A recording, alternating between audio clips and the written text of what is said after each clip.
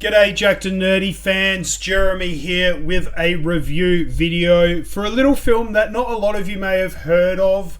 A film called The Portable Door, which is now on streaming services.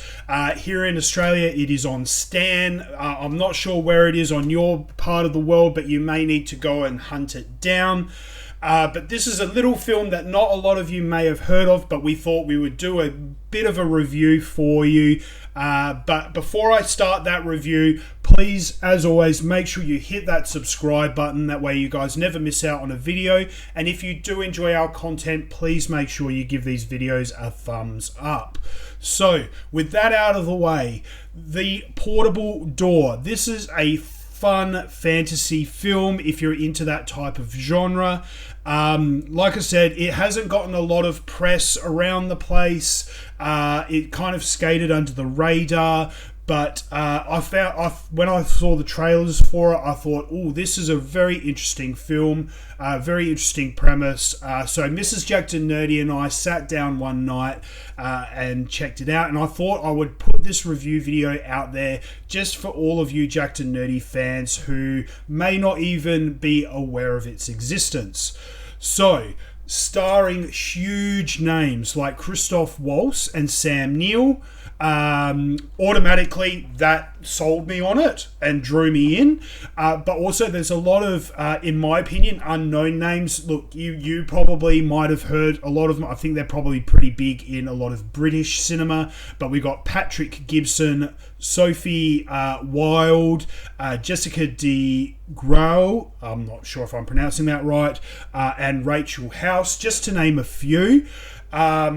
So the idea or premise behind this film is that through fate and circumstances, this pretty unassuming man lands a job, an internship at this very mysterious London firm who seems to dabble in both magic but also fate itself. And all madness ensues, crazy little things. I'm not going to give away any of the story or any of the major plot points, because obviously I like to keep these things non-spoiler. However, the premise I found really, really intriguing, really exciting. We're dealing with fate and magic and all of that kind of stuff. As I said, you've got A-list names like Christoph Waltz and Sam Neill. Look, the visuals in this film are absolutely fantastic. The use of CG, the use of costuming and architecture, and also just the London cityscape. I found they did a really, really good job with just setting up the overall mood and theme.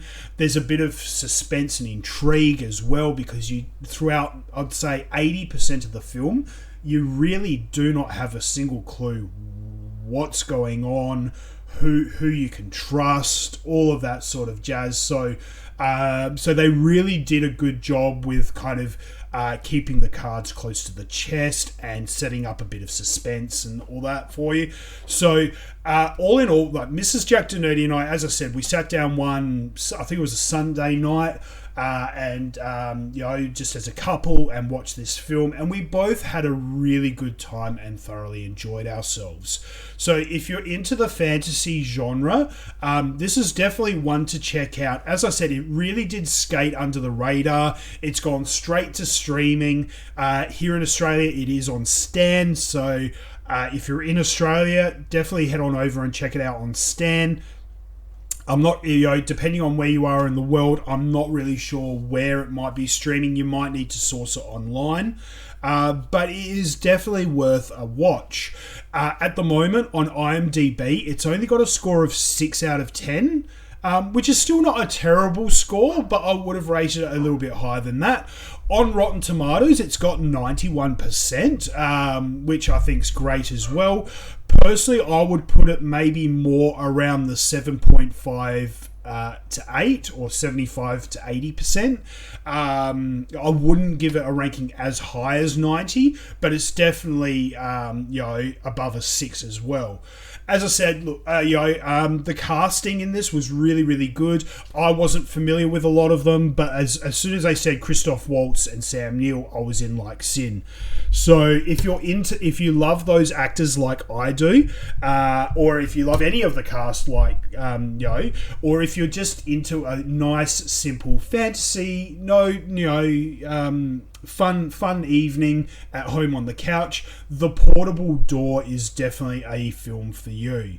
So, with that out of the way, if you did enjoy this video, I am thinking of every now and then, every couple of weeks, just kind of picking an obscure film out of the streaming sphere that may not be getting a lot of press or a lot of pushback. I'm thinking about pulling one of those films out of the blue and doing a quick review and putting it out there for you guys to get a bit of a feel for. If you do like that idea of having a segment on the channel where we do obscure out of the blue kind of reviews of streaming films that not a lot of people are watching, hit me up in the comments section, let me know below. But until next time, guys, stay jacked and stay nerdy.